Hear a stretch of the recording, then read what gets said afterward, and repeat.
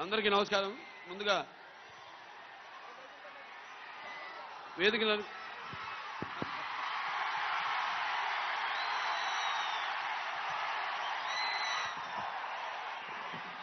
Thank you brother. ముందుగా వేదికలు అలంకరించిన మన తెలుగుదేశం పార్టీ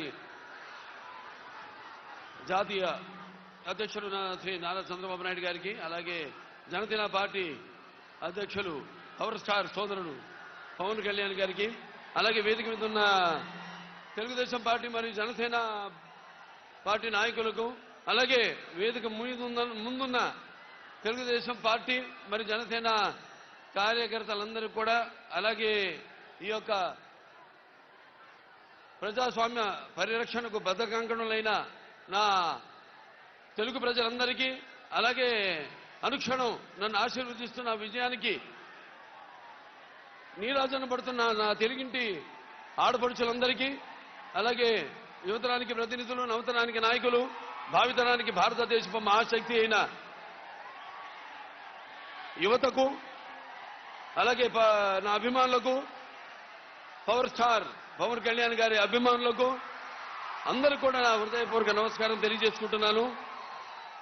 మరి ఆనాడు స్వర్గశ్రీ నందమూరి తారక రామారావు గారు పార్టీ వ్యవస్థాపకులు అన్నారు, తెలుగుదేశం పుట్టింది తెలుగు శ్రామికుడు చౌటలో నుంచి, కార్మికుడు కనిగిన కండరాల్లో నుంచి, రైతు కూలీల రక్తంలో నుంచి, నిరుపేదల కన్నీటిలో నుంచి, శ్రామికుడి కంటి మంటల్లో నుంచి, అనార్థుల ఆక్రందనలో నుంచి పుట్టింది తెలుగుదేశం అని. మరి ఆనాడు ఒక చరిత్ర అది. అంతకుముందు మనం చరిత్ర పుటంలో ఏదో పుస్తకాల్లో చదివాము, ఎవరో చెప్తుంటే విన్నాము. ఏదో హరిశ్చంద్రుడు ఏదో తన భార్యని సత్యకోసం అమ్మేశాడనో, లేకపోతే శ్రీరామచంద్రుడు అన్న తండ్రి మాటకే కారణములు కేగాడనో, లక్ష్మణుడు అన్నసేవకి అంకితమయ్యాడని, లేకపోతే పత్య దైవమని తరించిపోయింది సీతాదేవని, చాపకుడితో సమతను నేర్పాడు నాటి బలనాటి బ్రహ్మన్న, మేడిపండులా మెరిసే సంఘం గుట్టు విప్పేది వేమన్నా, తెలుగు వితంతువుల వీధి రాతలు మార్చి వాళ్ళకు ఒక స్థానాన్ని కల్పించారు.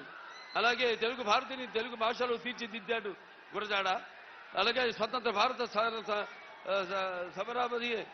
సమరాను దూకే నేతాజీ, అలాగే మన సత్యాగ్రహమే సాధనముగా స్వరాజ్యమే తెచ్చాను బాపూజీ, తెలుగు మన బ్రిటిష్ వారి గుండెని చూపించాడు అమరజీవి. అలాగే తెలుగు వారికి ఒక ప్రత్యేక రాష్ట్రాన్ని కోసం ఆహుతి అయ్యాడు అమరజీవి వెళ్ళి. ఇలా చదువు కానీ మనం తర్వాత చూస్తే, మన కళ్ళారా చూసి ఎన్టీ రామారావు గారి పార్టీ తెలుగుదేశం పార్టీని ఏర్పాటు చేయడం, అయితే ఆయన తీసుకొచ్చిన పథకాలు ఎన్నెన్నో విప్లవాత్మకమైన పథకాలు తీసుకొచ్చి రావడం జరిగింది. అలాగే అంతవరకు ఈ పదవుల్లో లేని, అధికారంలో లేని ఈ